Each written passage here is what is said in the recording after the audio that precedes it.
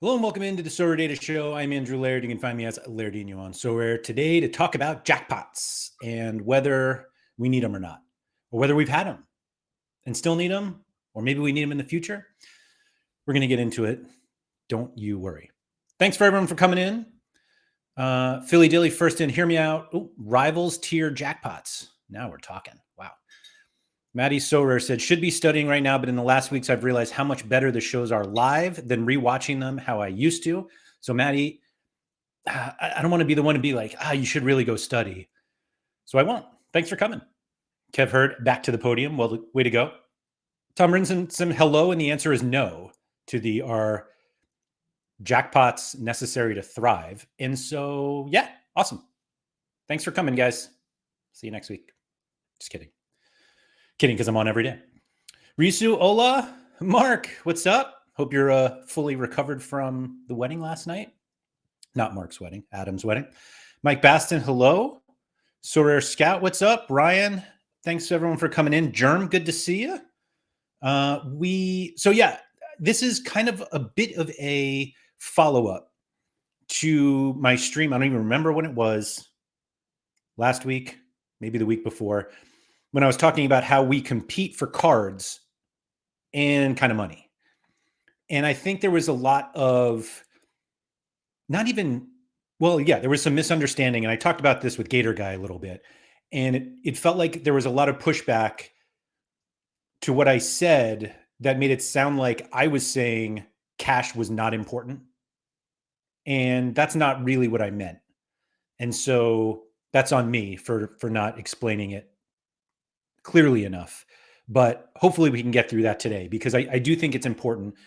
But there's kind of this separate thing that I was really interested in talking about. And I'll be completely honest, Harry and Fedo were just streaming Value of Talent. And I saw a comment from it. And so I clicked over quickly and I was like, man, they're talking about what I want to talk about. I actually have no idea what they talked about, because I couldn't watch the whole show before this. And I didn't want to basically rehash what they were talking about. So if you haven't watched that or don't watch that stuff, go do that after this. Don't do it now. But the point they were making was basically, they were talking about the announcement that's supposed to come sometime in early February from Sorare, that we get kind of the roadmap for the rest of eternity, I guess. But the brief part I saw was they need to build a game so that people still like FOMO into things. And Mike's all right. Mike's gonna go watch now. Mike, you were probably there. Please. And so that was actually part of what I wanted to talk about, or what I've been thinking about. And now I'm going to think about it out loud in front of you guys. And hopefully those in the live chat can help me get through this, because I think I know what I think, but I'm struggling to explain it. And that drives me nuts. That's all. Maddie said he's eating dinner while watching, so I don't lose too much studying time. All right, now we're thinking. Pablo, let's go River. That's right. Man, the number of people who don't have River play cards yesterday that were like, man, River's just going to smash this year, huh? And I was like, I hope so. Razaget, hello. Sorare Scout, Barco is going to be one of the best cards to hold this season. I bought a Barco like 3 days ago, maybe last week. And I've always been a Barco hater, to be honest. Back when he was in Atlanta, I was like, he's just a product of Almiron and Josef Martinez dominating. But he's legit. George, first time catching live. Thanks for coming in. Appreciate that. Vita, hello. And here's one person who was not so happy about not having River cards. Andy Black, who was like, I'm going to dominate the America region with my Nexaka and Santos stacks, and everybody with River plates like, the fuck you will. Anyway, so the point I have been thinking about is this idea that the jackpot prizes are gone. And the way that Server says I should sell Barco now. He gets hurt way too much or he definitely will not get benched. But everybody gets hurt. So anyway, the how do I say this? See, I still don't really know how to get this out. But basically, because card values are down and have been going down for a while, this jackpot element of I could win Mbappe, which is worth $20,000, is gone. And that essentially the most valuable prizes you can win now, at least in the, I'll say it in rare, is not nearly that high. You know, it's like, is it even 10% that? I'm trying to, let's see here. Why don't you guys do this with me? So while I pull this up, Vita is also on Team Fuck River. Usually, but thanks to LGP's magnificent 60, I'm sitting on 364 points in Cap 240, which is an incredible upgrade from my $50 threshold, as I'll get a low tier 5. Way to be, Vita. See, wouldn't it be incredible, though, if we, instead of had thresholds, we just redistributed that, and instead of your $50 in a tier 5, you actually won like $100. Who knew? Weird. Anyway,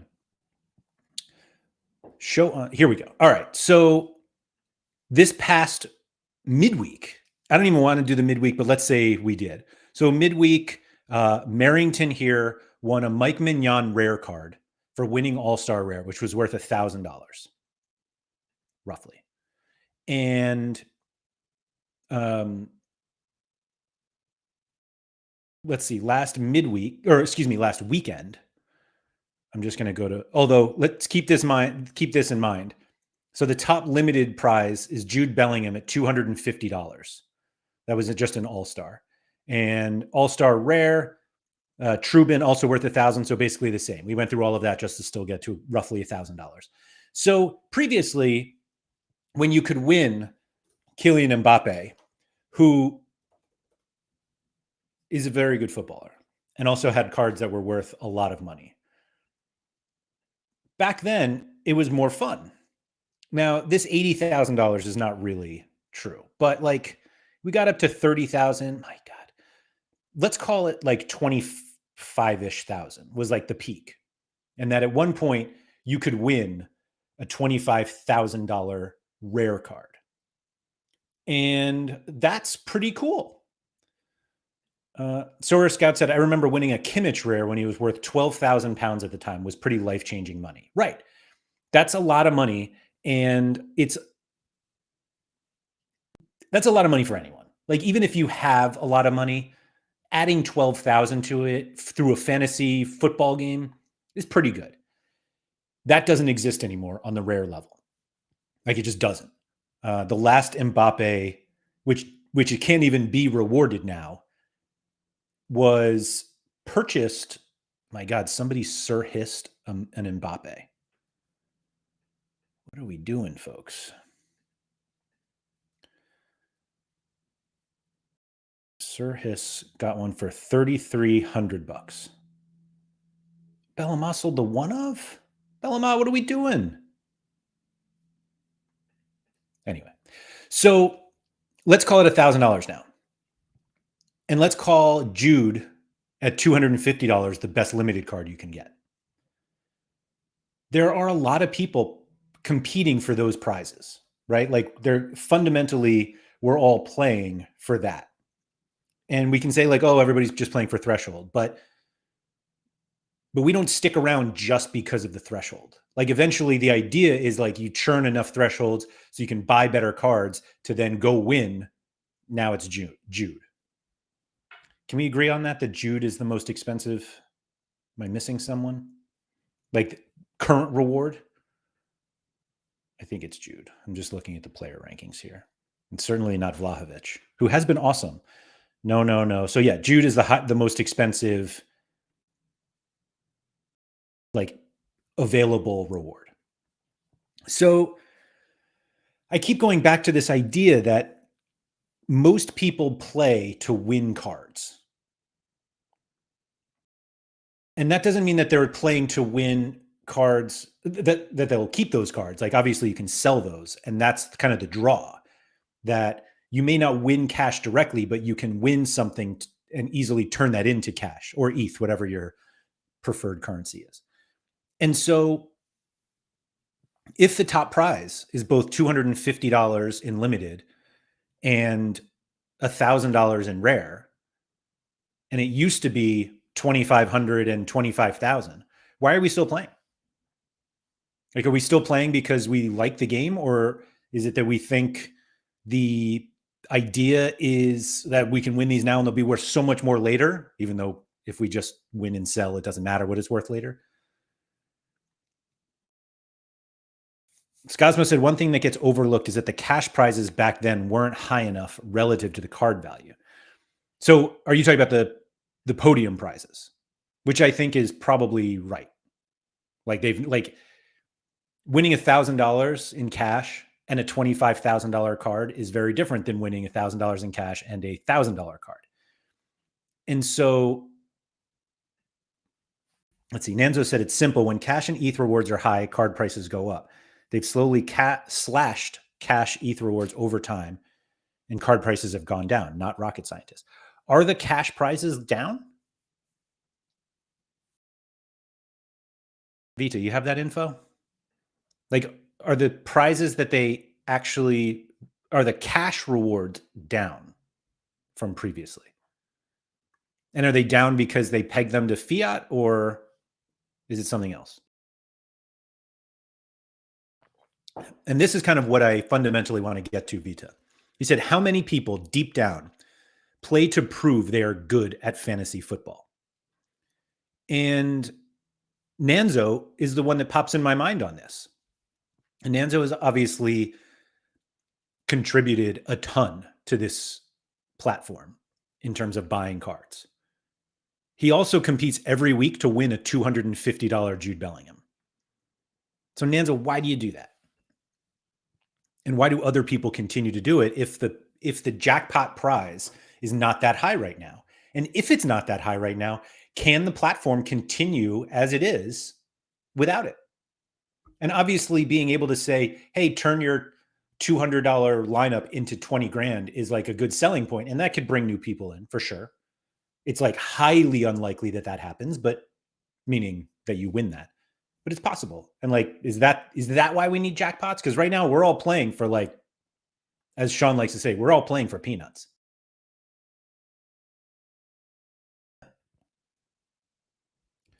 Mike said, yeah, I was just writing similar to Scosmo. Cash reward buys so much more than it did back then. But that's not, like, most people on this platform who compete, and I don't mean even compete, but you can include those people. Most of those people don't win cash. Like, the number of people who win cash each game week is tiny compared to the number of people who submit lineups.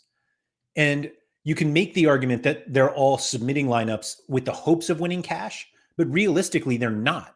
And they're hoping to win cash that's a small amount. But do we need the jackpot? Do we need to make that cash number so much bigger? And the answer is like, yes, we do, because you need the new people to be like, oh, I can use my football knowledge to win 50 grand. But when they get here and they can't, and it's just Nanzo getting more 50 grand prizes, is that better? Blue Tomato said, you have to compare with relative values, not with absolute values. In the past, the cards used to win Mbappe were also more expensive. Great point. Great point. Tom said, I'd prefer to grind out the equivalent of a Jude than get lucky with a podium that just gets really lucky. One feels more skill-based. One seems like potluck. Yeah, no, I agree with that. But Chani says the jackpot is better than drip feeding my wallet thresholds. To be honest, I wasn't even comparing it to thresholds. Like that, I think that's a whole nother thing. But yeah. Olaf said, for me, the dream is Jude, but the fun is the tier twos, limited only, by the way, so maybe changes depending on your stakes. So I'm glad you brought that up, because I think it does completely depend on your stakes. that people who, sorry, I'll get to that in a second. Nanzo said cash prizes went down from dynamic rewards and went down again from pegging to ETH. I play because I enjoy it and I'm good, but I can see why it doesn't appeal to others without a carrot. Yeah. So, and Scosmo says you're conflating jackpot as solely the cash jackpot. The jackpot prizes have been blown up by card prices. We need bigger jackpots as a minimum value, which has always been $1,000, which isn't enough. So you're right. I am doing that.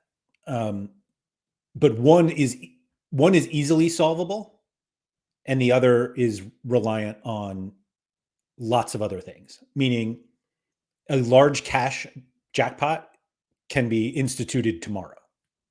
Like if Sorare was like, we think large cash jackpots are what everybody wants, they could have this upcoming roadmap. They could be like, all right, every tournament is now minimum $10,000 prize, first place. We'd all be like, holy shit, that sounds awesome. And none of us would win it, realistically. And so Sean Thorpe said, I did some stats a while ago when Mbappe was his peak. The rough cost of the winning team was about a third of Mbappe. Recently, it's about 4x the price of the squad for the Mbappe value.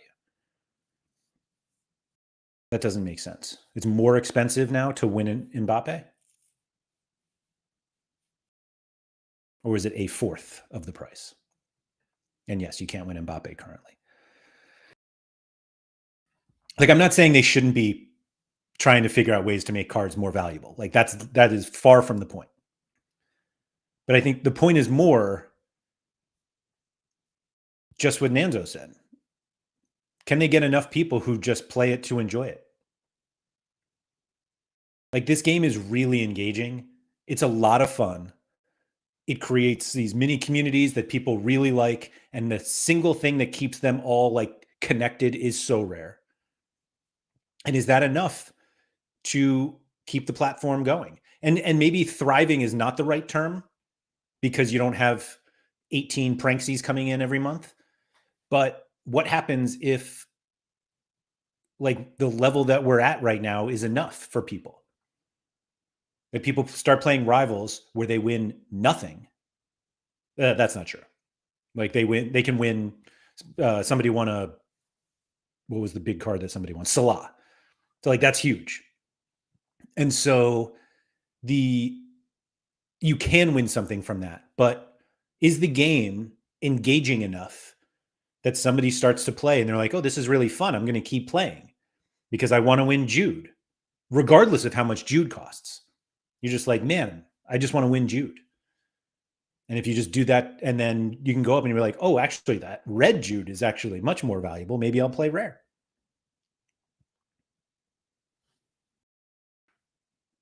Blue Tomato said you can't win prizes in Rivals without tickets. Yeah. I'm showing you can not win prizes with a lot of tickets. Nanzo said, honestly, it's unlikely I would have looked at the game if the main incentive back then was to hit thresholds. You draw people in with the jackpot and people stay for the fun. So I agree with that, but I'm actually not even talking about thresholds. Like if card prices are the same, like Nanzo, I actually also don't think people are coming in now for thresholds. I think people find out about thresholds way after they're in the game. But if you came in and you were like, the most valuable prize for rare is 25, what did I say? $1,000? No, 2,500. Is that what Jude is? 1,500 for Jude? At the rare level, is that enough to get you interested? Knowing that you can win all these other cards, and it's not like winning Jude is the only thing you can win in a game week. Like it's not infinite, but there are a lot of cards that you can buy. So it's like the upside is not just the single card. YNWA, what's up?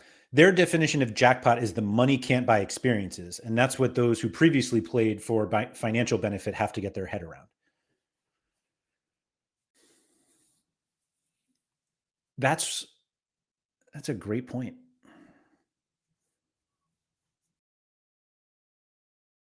I think the difficulty with this one, which surely they have to appreciate, is that the money can't, not everybody wants the same money can't buy experiences. I have no interest in flying on a plane with AC Milan. Maybe that's just me. But that's a really good point. Thank you, Mark, for sharing that. Vita said, I checked the prize pool for a random game week 266. Champion Europe rare winner took 0.25 ETH. It's $510 for game week 449, which is about the same, right? ETH was 2,500 in May. Yeah, so it's about the same. Yeah, as I said, I think it's the combination of it only being 1,500 while playing against 7,000 other people. But you're always going to play against a lot of people. Like this game, that's all we want. All we want is 1 million users, so we have to compete against so many people. Like that's all that we want. I know that's not actually what we want. We want 1 million people so that our card prices go up. But the competing against more people, like that's fundamentally something you need to get. We all need to get over. Like the number's only going to go up, hopefully. But like we want it to go up. As Cosmo said, there are money can buy experiences, and you have to spend money on Sorare to get the experience. But if they're like peripheral experiences, isn't that fine? Meaning like you play Sorare and they're like, hey, we have tickets to whatever match. Do you want to go? Like you could buy tickets, but you could also get them for free.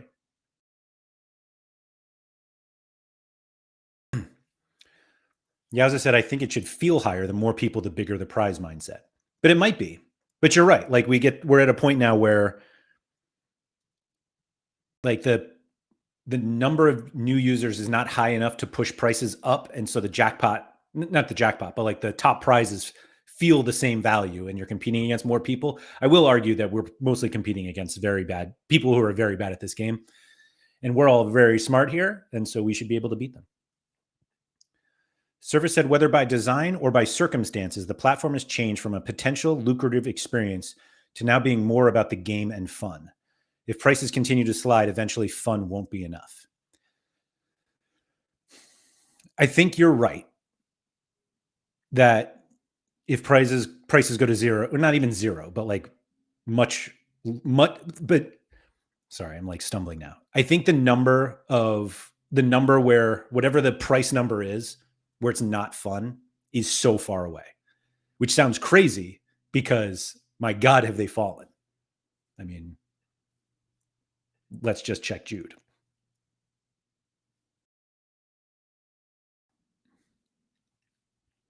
Let's call this the real Jude price. $900 ish, $850. And now he's $250. Toby, what do you got here? As someone who joined in August, I can't say the jackpot is important at all. It's about having fun while seeing progression for me. Winning cards, almost any tier is fun, even if the card is awful. So I think, and I could be wrong, it happens a lot, but I think there are many more users on the platform like Toby than like me. And if Toby's having fun and progressing in the game, that's really healthy for Sorare. And I don't think that they can return to their previous high profits just on people like Toby.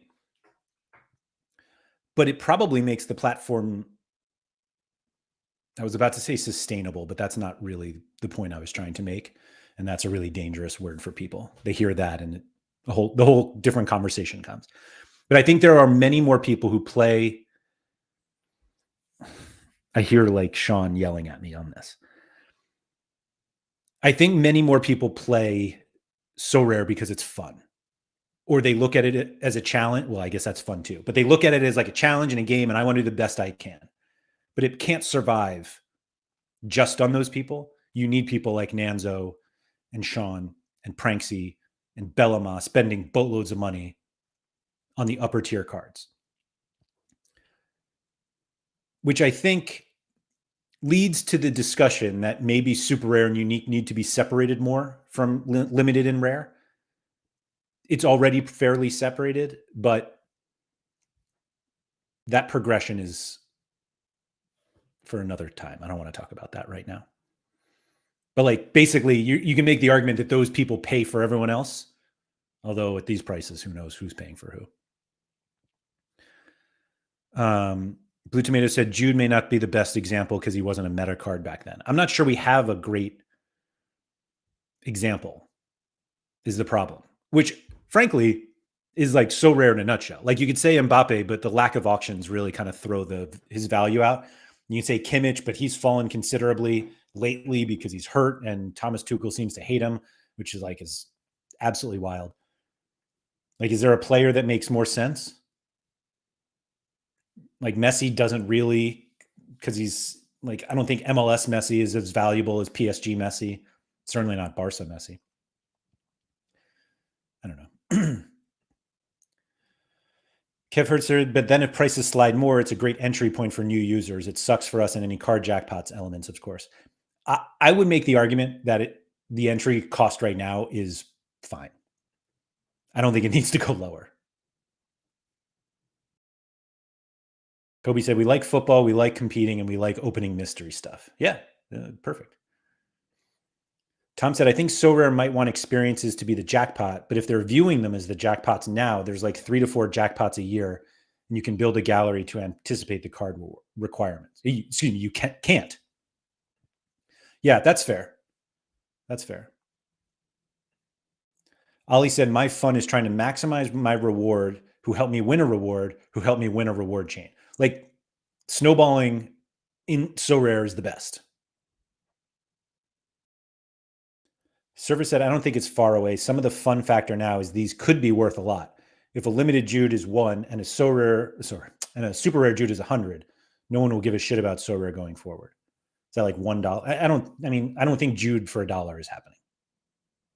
A limited Jude for $1. Like I think that's literally absurd. I think there's more likely Jude goes from 100 to 0 than we get anything in between. Not even 100.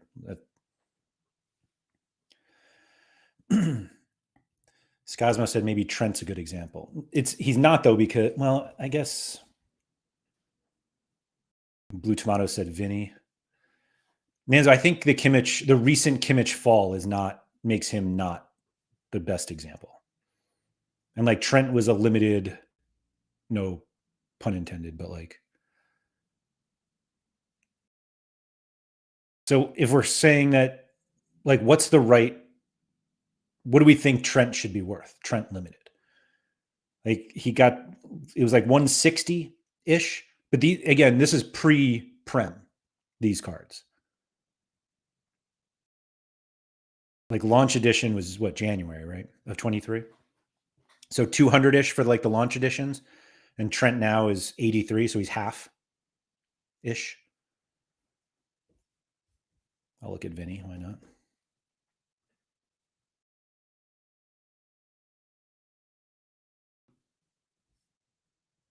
And I'm looking at limited because I feel like it's the best example. So Vinny was 1,000 for quite a while, and now he's 100-ish. October 2020. Oh, right. Yeah. I mean, 235, what I say he was now? 120. I feel like a lot of the talk is that we just want, and Surface, you say this a lot, you just want price stability. I think you could argue this is fairly stable.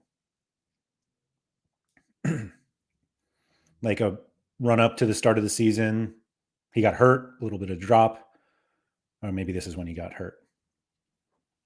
I mean, that seems that's certainly much more stable than this all chart when it used to be 2,000.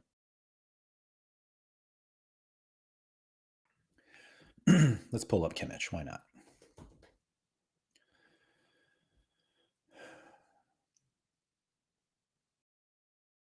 Carol said, I came to the game a year ago as football manager hardcore for years. I haven't played since. I feel like a minority. For me, it is incredibly fun replacement with managing real money and not wasting time. Like, I agree. Surfer said, I would not argue that a 150 to 200% drop is stable. I would agree that it's better than the 2022 highs. Isn't that a 50% drop?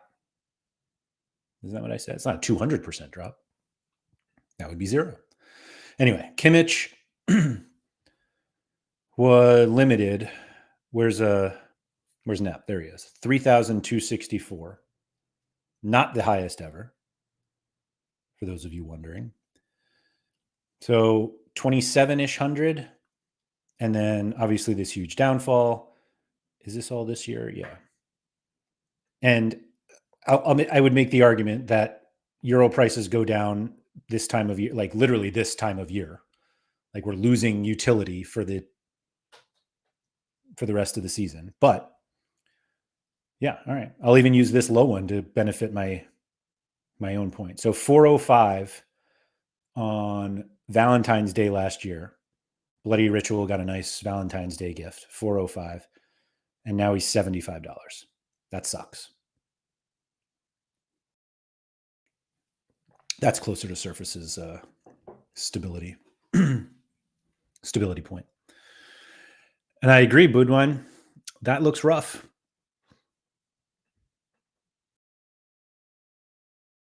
But I feel like people are getting off the Kimmich train, to be honest. Like I think that his downfall is too drastic right now. Server said Jude's a bad example because he's been amazing. Yeah, that's fair. So who do we use? I mean, I guess the real answer is all of them. Don't we have, let me see here. There was a watch list. I thought that Erwan did it. Sorare Data Newsletter Champion Europe Player Index. So this is a player index. So these guys probably aren't even all in Champion Europe anymore. Yeah, like Payet's gone. Parejo's is 0. But it's mostly the right guys, right? And Kunku's been hurt. Courtois, obviously. Neymar. Like this is probably not going to prove the point.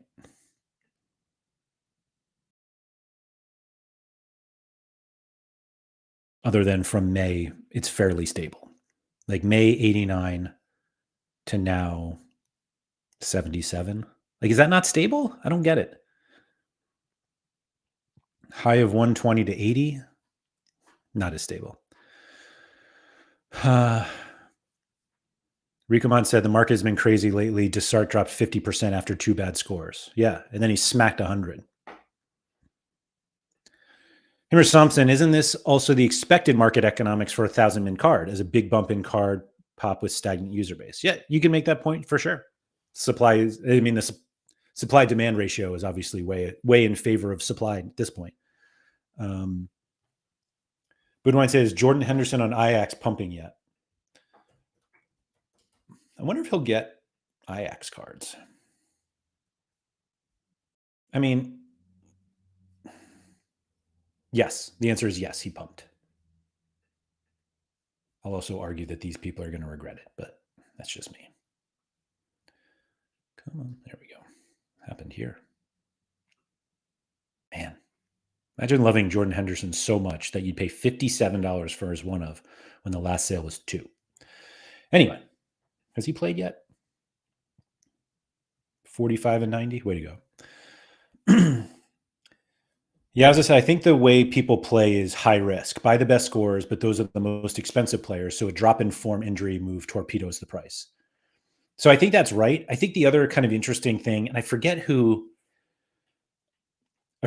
brought this up once. I mean, many people have brought this up, but it is kind of a funny concept to like buy the best players in order to win those same players. Like using Mbappe to try to win Mbappe. Like I get it because you're not really trying to win Mbappe. You're trying to win a card that's worth $25,000. But that is the weird part of the game. But I basically am curious.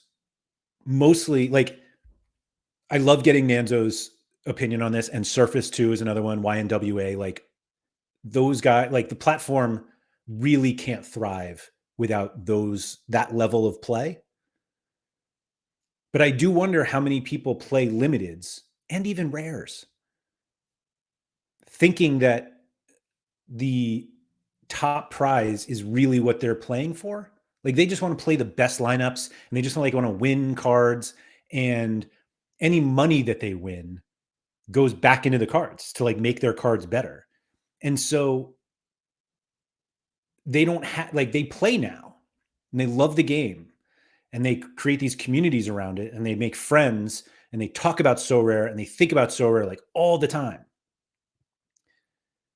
for the best prize of $250 card, which in fairness is not actually true. Like it's 250 plus whatever ETH it is. Although we've had people in the live chat say they've won competitions and just completely forgot that they also won ETH. So they were like opening their prizes and they were like, oh yeah, I also won $200. That's cool. Let me go buy another card. And if I don't consider that a jackpot. And people still play. I was trying to pull up the prize pool and then got a classic Sorare thing here. So do we need it? But back to the split between unique, super rare, and rare and limited. What if we just had the jackpots at unique and super rare level? Does that change anything? It probably makes it harder to buy those like Cap 240 super rares. But I just wonder if the need for jackpots is higher at the, I'm going to call it higher stakes,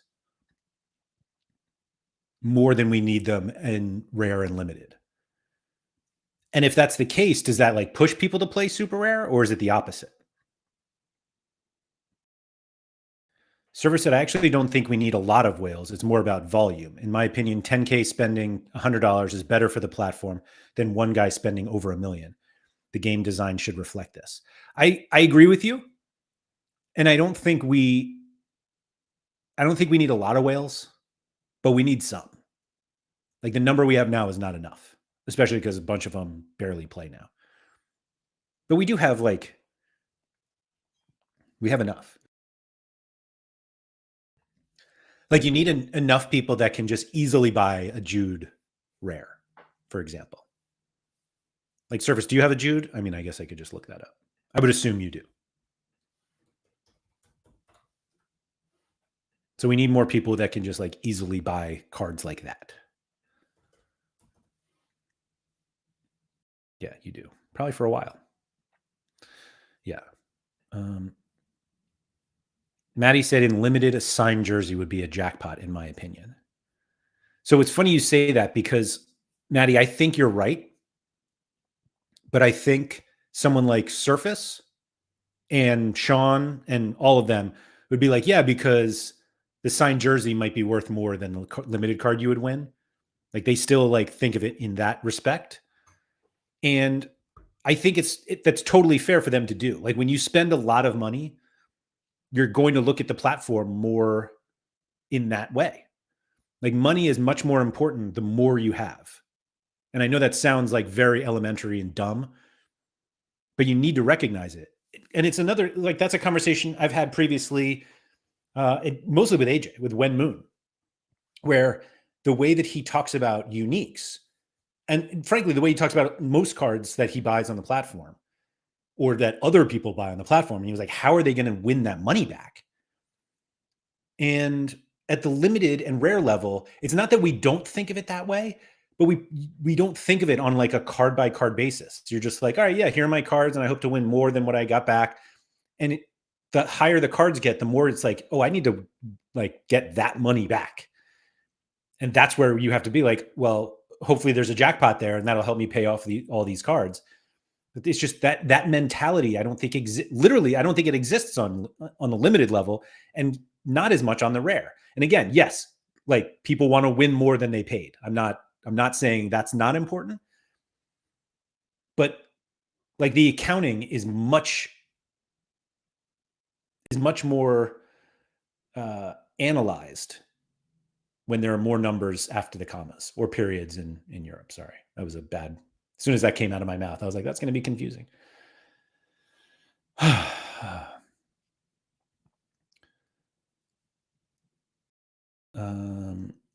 Hatlingen. Would it be a bad thing to get rid of card rewards completely and only do cash rewards? In my mind, it could only be a good thing. You must be Surface's burner account. I think it would be horrible. But I look at it as more as a just a platform enjoyment perspective that there's so you're just like reward openings and the possibility of winning someone you've never heard of, and all of a sudden you're like, oh, this guy's great for the game and all this stuff. It's gone. Like throughout the game week, you know exactly what you're going to win. There's no surprise whatsoever, and it doesn't help you expand your football knowledge. Like I think that's like such a huge overlooked aspect of card rewards that it expands your football knowledge, which is part of what Sorare is all about, whether we want to believe it or not. Like you would never want Hans Van Aken if you were just like coming into the game, and I mean we'd all just buy prem cards. Not us, of course. We're too savvy for that. But Anzo said maybe the prices and prizes are close to perfect for those playing limited and rares casually. Let's see if that translates to adoption. I think that the prizes for limited and rare are closer to, I mean, not perfection, but they are significantly better in terms of people wanting to play the game for those prizes than at super rare and unique. That people who play super rare and unique are much more negative about the value of card prices. And a lot of it is because they spent a lot to get those cards, so that because back when they spent it, the card value, like the rewards were much more valuable. And they think of it like those big numbers, like you need big numbers to win back. And in rare and limited, I don't think people think of it as much. But again, it's one of those that that hasn't been proven to me, but it also hasn't been disproven. But I fundamentally think that at the super rare and unique level, the like ROI accounting happens more on a card basis, and people who play limiteds, and in doing that, it's like, what's the most I can win? And Sean has said this before about how, when you try to get people who play DFS for like tens of thousands of dollars a slate, and they're just used to like these huge numbers, and you're like, hey, come play this game where you can win 1,000. And they're like, that's not worth it to me. And so the jackpot for those types of people makes sense. But you also don't need as many of those people as you do the ones who are willing to play limited and rare and just say, oh yeah, 1,000, a card that's worth $1,000, which might be a card I just want. Like there are so many people who like could win a Jude and should sell it to make their other cards better. And they're like, nah, man, I got Jude now. Like, this is cool. And I think that part exists better at those levels. Yazoo said, I wish they had a schedule of the special events. If I knew that they would give out, say, tickets to Copa America, I'd love to play for that. We just don't have a schedule, so it's hard to plan. I think part of it is that they don't know either. Or it's like maybe they present something to a club and they're like, we'd love to do this. And then it just takes forever for the appropriate people in the club to approve it or disapprove it, reject it. So we don't know. I think I bet they would want to do that too, but they can't. Toby said, removing card rewards would be horrible, in my opinion. The loot box crave is huge for so many. Just look at FIFA. Opening unknown stuff is a drug to people. Yeah, I think they're more likely to. I mean, the reward boxes are usually not cards now. It's all Rivals tickets and stuff. But I think that I agree. Like that's part of the fun of the game. But maybe people at the super rare level don't need a reward box. Jay said rewards in limited should be heavily increased if they want new users. No one trusts the platform anymore. They need to build from the ground up. So like new users don't have a lack of trust because they have no opinion of Sorare. because they're not here. Like that's this no one trusts the platform anymore is also patented. Like I trust it. So that's now not no one. Maddie said, with my super rare cards, I feel different. There I want to win money, so I don't make too much of a loss as it's hard to sell a super rare for the right price. Right. So you bought like the bigger the investment. And again, like they're not investments, but you know what I mean. The bigger the money, the more tangible return you want. And I get that. Cosmo said Hatlingen gets it. What was I forgot what that was already. Oh, remove card rewards. Yeah. Yeah. So rare's, sorry. Scosmo's totally on team no cards. And Mike said this, so the jackpot should be relative to the scarcity level as bigger as you rise. So, like, yes, and that's the case now anyway. Like the Jude is worth 250, 1500. I have no idea what a Jude super rare goes for these days. See who the last person was that buy a Jude super rare. Or, well, I guess we should look at one. 10 grand 2 weeks ago. Jesus. So what do we say? 250, 1500, 10 grand. It's actually pretty close. Oh, that's a silly bug. This guy's got 2 of them. Man, that must be nice.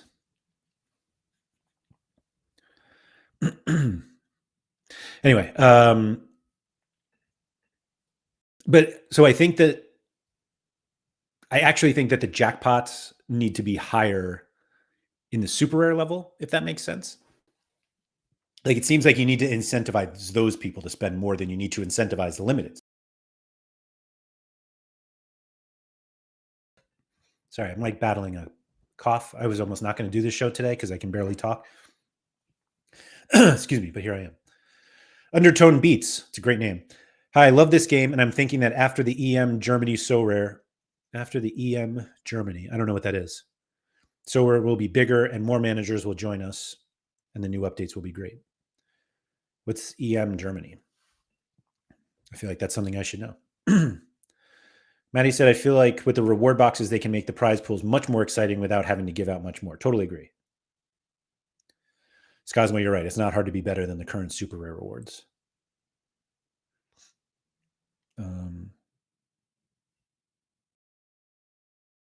Sorry, I'm going through the comments here. Maddie, right now I use my super rare threshold to buy back into limiteds, as I have the most fun when I have many players to choose from. Once I have a limited gallery to play everywhere, I'll use the threshold to expand my rare gallery. I've never heard that before, but I've never heard anybody go 2 scarcities down or 2 scarcities up for their threshold to pay for the ones down.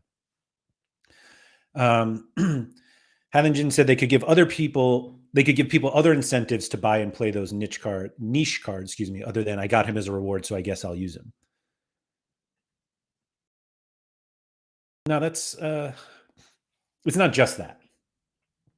That's all. Simo, what do you got? Do DFS platforms have access to experiences, or is it purely monetary? They definitely have access to experiences. And what's kind of interesting is they do reward them, but they also just give them away to like their high volume players. It's kind of like a sports book does that too. I don't know if they do that in the UK or not. But basically, if you're a huge DFS player and you play a lot, you could just you'll have like a VIP rep, and you could just call them and say, I want tickets to whatever you want. And they'll be like, okay, do you want to sit courtside or in a suite? And they'll just send them to you. But they also make a lot more from those people playing because they pay a rate. I mean, it's a very different business.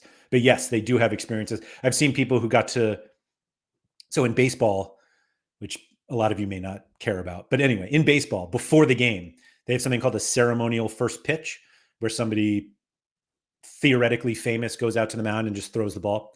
And you can do that through DFS companies. Like I've seen people like have the opportunity to throw out the first pitch. I can't think of, I guess the footballing equivalent would be you would be the one to bring the ball out to the referee before the game, maybe. Or, and well, you're not going to be a mascot because you're not 6 years old, but that's the idea. So yes, they do have experiences. Budwine said, good bookshelf, by the way. I am Zlatan. Yeah. Where is that? Great book. Guy's absurd. It was actually a gift from one of the publishers. Oh, the Euro Championships. I'm sorry, Carol. Oh, and everybody's filling that. Yes, Euro Championships are in. Jay said, if I was joining today, I would pause considering the bad sentiment. You don't go in blind if you want to do a purchase. So it sounds like you wouldn't join. Toby said, Zlatan is also a gift to the world, as the book, it was a gift to you. Yeah, he probably wrote that in the book. Simo said, similar to sports betting companies here, they take all their top punters to the major horse racing football events. Yeah, same idea. So yes, they have access to it. And to be honest, sometimes, like, I bet a lot of those situations, it's not like they have a suite. I mean, they might, but they actually just buy $1,000 tickets for these people because they've spent so much money on their platforms that it doesn't matter. Yeah. Halogen said, alternatively, could they always add a recycle cards like a buyback feature? No. Kind of the opposite of instant buy. Like in EAFC, you can quick sell cards just spitballing. I don't think UC just did that. They're buying cards back. I was really against the idea of instant buy. I still don't really know how I feel about it.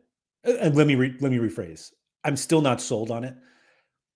Fundamentally, what I didn't like about it is probably just because I was used to the whole auction and secondary market thing. But that always felt like the market was setting the price. And Sorare weren't in the business of deciding how much these things were worth, which is very different than basically every company. Like anything you buy in the world, the company that made it tells you how much it costs. But auctioning cards doesn't do that. And so we're doing this instant buy. It's like, well, this is how much it costs. And we mostly see that the instant buy prices are significantly higher than the secondary market. And there's pros and cons with that as well. But the yeah, I'm not sold. I don't even know where I was going with that. Oh, the buyback. So I don't want the situation where Sora is like, yeah, we'll buy that card back from you for 12 cents. And you're just like, that's not fair. So this guy over here will buy it for 60 cents. And they'll be like, well, go sell it to them. And then you do, and then they sell it for 12 cents. I don't know. Amraj said, how do you think they're planning to revive these falling prices? I have no idea. And to be honest, we're supposed to get a roadmap update any moment because it's early February and we were told early February, and I don't even want to speculate on what it is. I'm guessing that's what Harry and Fedo did. And I'm going to go watch that after this. But yeah, as Andy said, stars will be stars. Ricomon said, how about they buy back for coins or mystery boxes? I mean, that's just burning. And I don't actually,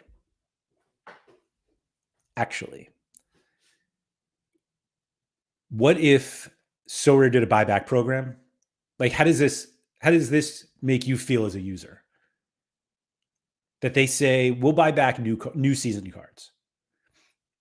And they buy them back, and you send them all your shit cards because they're like, I don't want these anymore. I'll get something for them.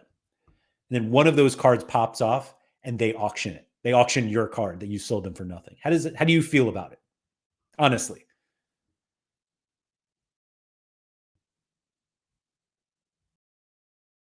That's interesting. And Mike's right. Nicola didn't say which year in February. Yeah, Budwine said it would make me feel bad. Yeah. Gives me Top Shot PTSD. Yeah. Andy and I have talked about this, and Andy's here, so I'll say it. But like, I want to do a show with Andy because he and I are like very anti the idea that burning will fix anything on Sorare. And so I'd like somebody to clearly explain to me why burning makes sense for Sorare and why it's a positive. And it's not as simple as like, well, other platforms do it and they're good. Because like there are no like absurdly successful NFT platforms. Period.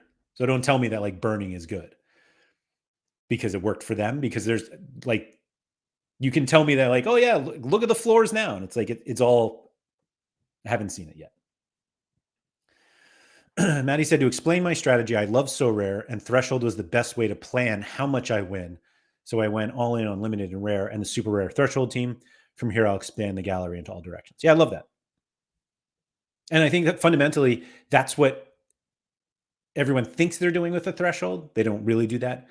But yeah, that's why the Threshold is important. Nando said selling cards that then pop is just part of the game. No. So Nando, I don't mean like the selling part was not the important part. It was that you sold that card to Sorare and then they got to sell it again. How do you feel about that? Blue Tomato said burning always sounds like a desperate solution to make things that have no value more valuable. I agree with that too.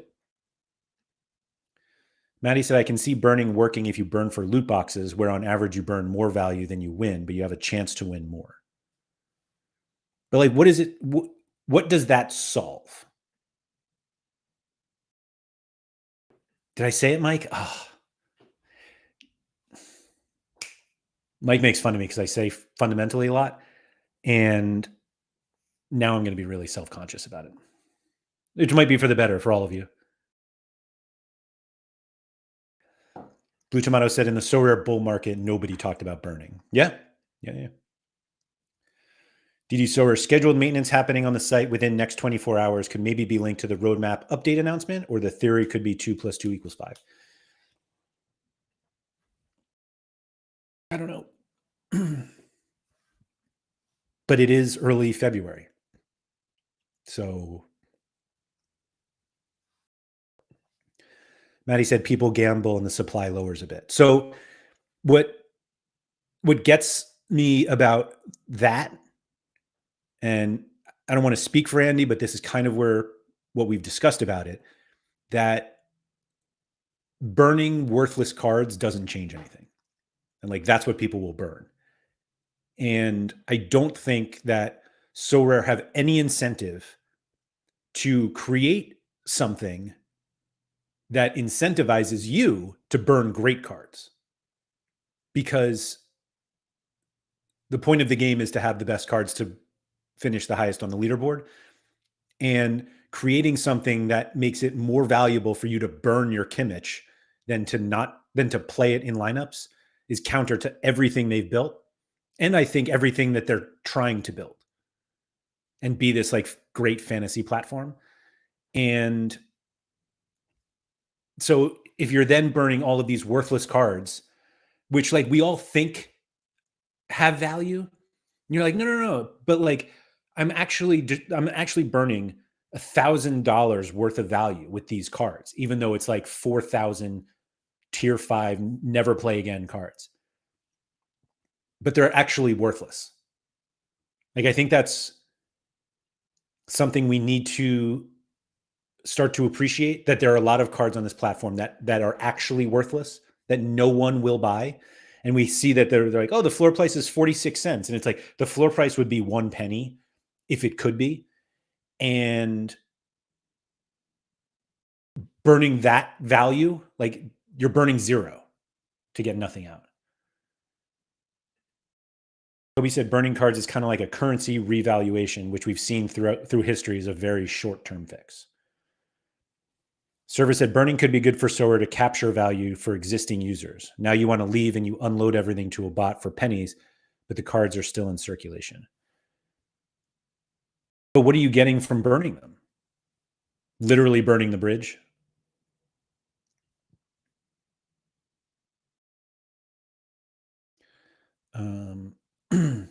Burning for rivals tickets? No. I think you should only be able to burn stars. How about that? Who's burning them? Muhammad said, if thresholds do go, I will not feel that much excitement playing the game as invested as I play today, because every week I get some excitement of winning something. You don't know that you won't win anything if thresholds go. Like, what if they replace it with loot boxes? Reward boxes, excuse me. Like, if that's what they do, maybe that's actually better. That's more exciting than winning $5 or $50. Maybe. I think we won't admit it, but I think people actually feel that way. That if they were like, we're not going to do thresholds anymore, we're going to have reward boxes. If you hit the threshold, sorry, let me rephrase. We're going to still have thresholds, but instead of the immediate payout of $5 or $50, you get a reward box. And you can win cash there. Like every week, you're like, instead of going, whatever time it is for you, it's 2:00 in the afternoon for me on Tuesday and Friday. You're like, oh, I've got a loot box, reward box. I keep like, what? Let's see what it is. That's actually more exciting, literally more excitement. And someone will be like, no, it's not exciting because if I got cash, I'm a little closer to buying the card I want. And like, we can't really please everyone.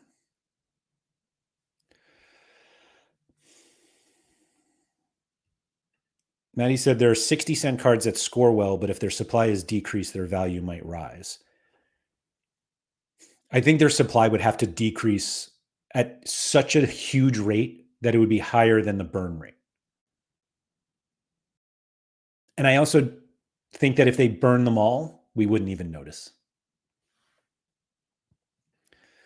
Maddie said, I can just see it working similar to SBCs in FIFA. That was my favorite part. You also sent in valuable cards in hope of a card worth even more. So Maddie, is it different knowing that what you were getting was eventually disappearing and worth nothing? Like, are you more willing to gamble on a FIFA trade-in knowing that it disappears at some point, and that because Sorare cards you can own forever, you wouldn't take that risk?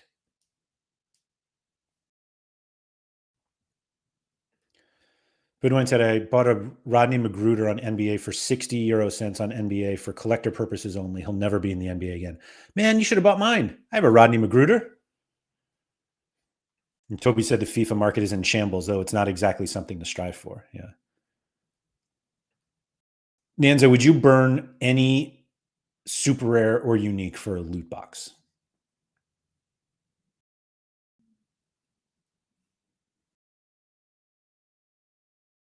Simo said, I'd burn for so coins if there was anything in the shop worth having.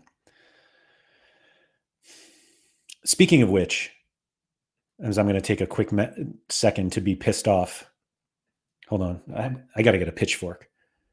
There's a club shop raffle for 150 mystery unsigned jerseys from the seasons 21-22 and 22-23. I am the number one collector in the 2021-22 season for Ren, and I get nothing. But instead, I need to I have to spend coins for a raffle ticket to get one. That is outrageous. I am angry.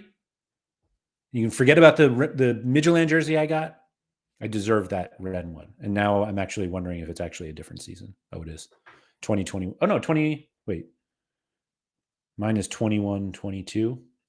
What did I say? 22-20. Yeah. Give me my Ren jersey. I'm first.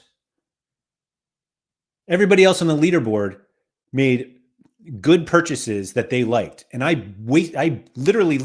burned money, lit that money on fire to get these cards. Give me a jersey. Mike said maybe they don't have a Ren shirt, which is absolutely possible.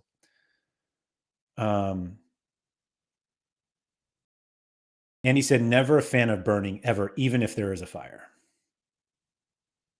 Andy, thank you for this, because somebody else brought this up and I totally forgot about it. I wonder how clubs would feel about you burning the IP. Maybe they don't care.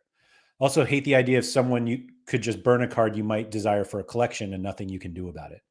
Yeah, because like you imagine if somebody like burned like they had the one of in a jersey mint of the collection you have and they just burned it. Like I don't understand I don't understand the upside other than like it's something else to do. Like there's so many cards. Like we all act like every card that's minted is also bought by a gal or somebody who plays it in every lineup, and then we're like, oh, I have to compete against all these, or they're trading them. Like there are plenty of accounts that own cards, and those people had a shitty time and they're gone, and like those cards are burned basically. Except they're not actually. There's hope, maybe. Nanzo said I'd burn half of my super rares for loot boxes, and I would do it on a live stream too. All right. That was a bad question, I guess. Halogen said, FIFA market is in the mud because their supply is off the scales. Everyone can get every rare gold easily without even trying. That's not the case in Sorare. Okay, I'm just like not familiar at all with FIFA, so I'm way out of my element in trying to compare it to Sorare. Didi said they just found some old jerseys in the back of a closet and decided to hold a raffle. Yeah.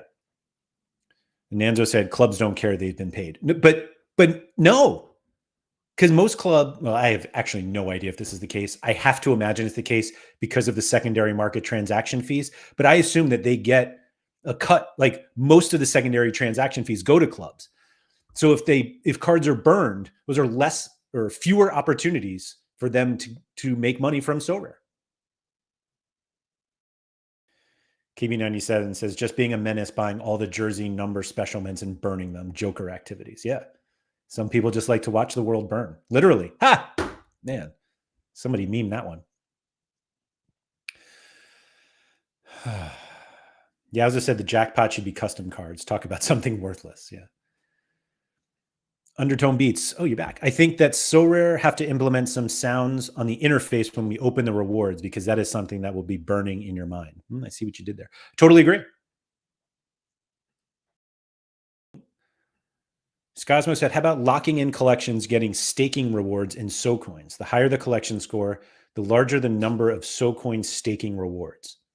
Unable to list cards on the market while locked. I have no idea what that means. Like you would get So coins for locking your cards?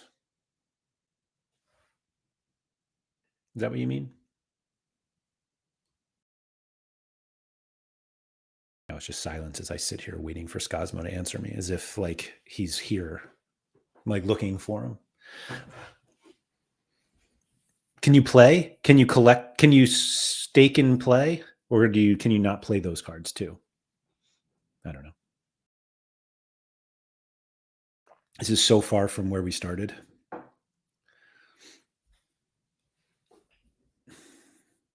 Yeah, that club shop would be fun if it was fun. Apparently we can win Porto Arsenal tickets. Oh, it's a drawing.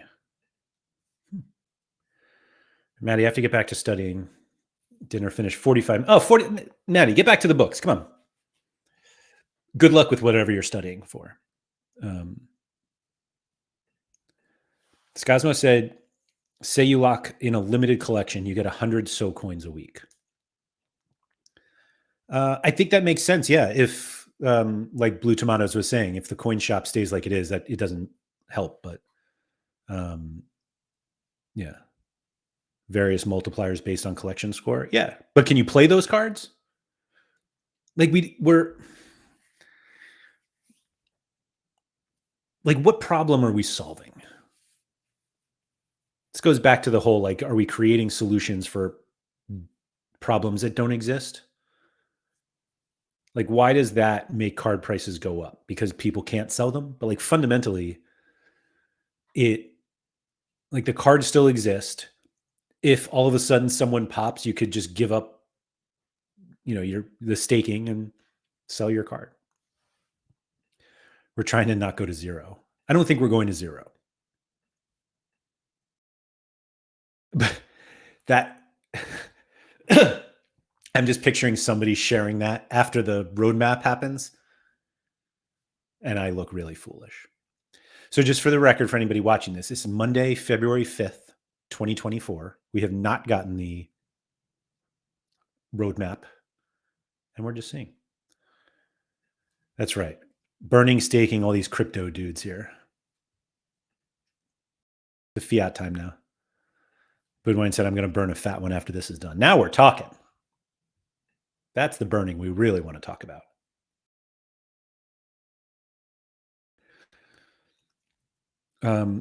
So there's a collect to win FC Porto versus Arsenal. Start scouting to enhance your collection for a chance to win one-of-a-kind match experience. So it's the top Porto collectors as of when? We entered into a drawing. One winner from the 2021 season, 2022, 23, and then 23-24. Yeah, you got to have a bunch of points. Oh, here we go. Collection scores will lock on Valentine's Day, followed by the drawing. And yeah, if you have multiple collections, you can get more. Yeah, cool. Collect now. Let's go. Instant buy, of course. $130 for Diogo Costa. Wow. Anyway. Ooh, I like this. Mike Bass, and I hope Maddie's studying to be a Sorare game economist. Let's go. Was that a thing? Like, I feel like I would have been a great game economist back when I was younger and trying to study. Yeah.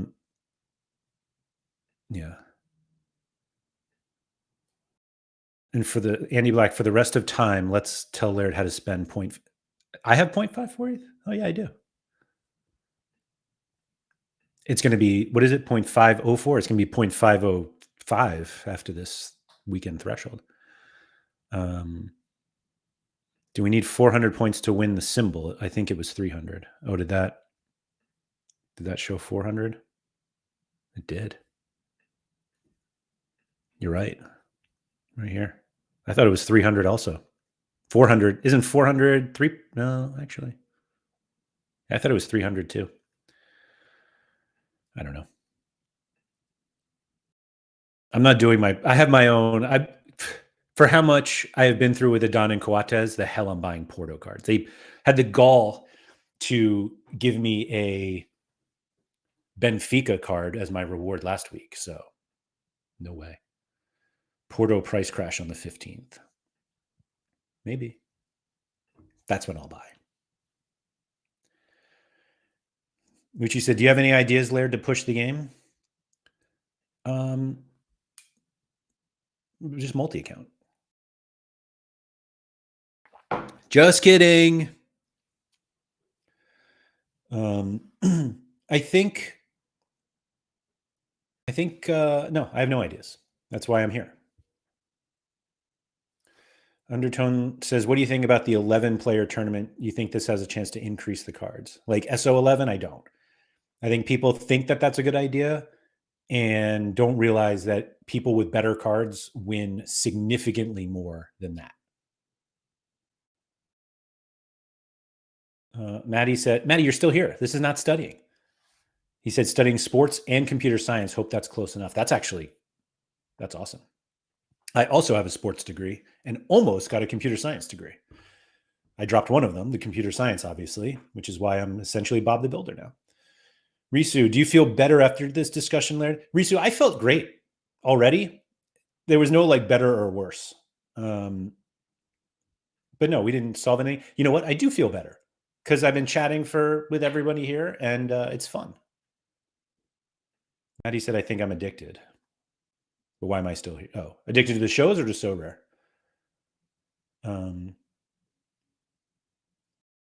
Blue Tomato said, I didn't quite understand. Will there be someone at the next Sorare Andrews who is pro burning? So no. Well, maybe. I don't know. It's Monday, so we have some time. But like I would like to talk to somebody who can convince me that burning can help the market. And then I would have them, then we can have them on Sorare Andrews so that we can actually discuss it. Andy said SO11 is like the emergency life raft if so we're ever about to die. Only pull in case of emergency, though. I don't think that solves anything, to be honest. Like, I don't think that does anything. Good one. I also studied history. Maddie said addicted to Sorare and the shows. Yeah, good. Same. James, has reducing supply been mentioned? Limited down to 500 per season and rare down to 75, as opposed to just minting fewer cards to create more positive sentiment in the market. I don't think that creates positive sentiment at all. Like, I think fundamentally the idea that the maximum that they could mint is more important than what they actually mint doesn't make sense to me. Like, the market economics don't line up with that. People don't buy cards because they know, because of how many cards could be minted. It's how many are out there. Because it's just I want to sell this card. I want to sell this card. Who's going to sell it for cheaper? And reducing the maximum not only hinders the upside if the game does take off, and then they do have, like, the best case scenario is that they do mint to 10, 100, and 1,000. Because that means that there's enough demand that those cards need to be sold. But instead, I think what they have now is fine. I think there's a difference between the number of cards that are actually minted and the maximum mint rate, and I think the market is much more based on how many cards are actually in the marketplace. Excuse me, or actually in the platform, than the maximum number that could be. Nanzo said there's no need to burn, as Sorare have the ability to vary the rate cards to vary the rate of cards that are minted. Toby said, why study history when you can just listen to the Fall of Civilizations podcast? I haven't listened to that. I tend to just listen to Sorare podcasts, though. Yeah.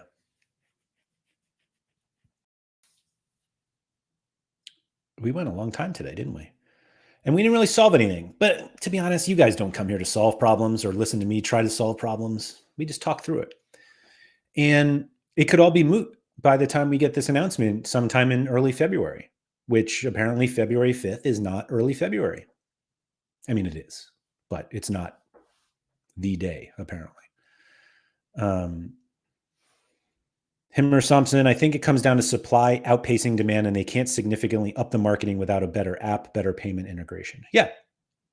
I think those things are almost fixed. I think the app is close to being exactly what it needs. And payment integration, I think, is better. It's certainly better than it's ever been now that PayPal is an option. And Tom said, we don't solve the problems, we are the problems. Yeah, there we go. That's right, Blue Tomatoes. Luckily, Sorare has to solve the problems, not us. That's why I always feel like when people are like, what would you do? And I'm like, who cares what I would do? I don't work for them. I did this. Tomorrow's going to be rough. Maddie said, I hope the roadmap comes Thursday or later. I still want to buy some stars beforehand. So you think that stars will be more? That's right. We got to get our threshold payments. Oh, maybe that's why they haven't done it yet. They need the stimulus checks to hit, and then we can all go by.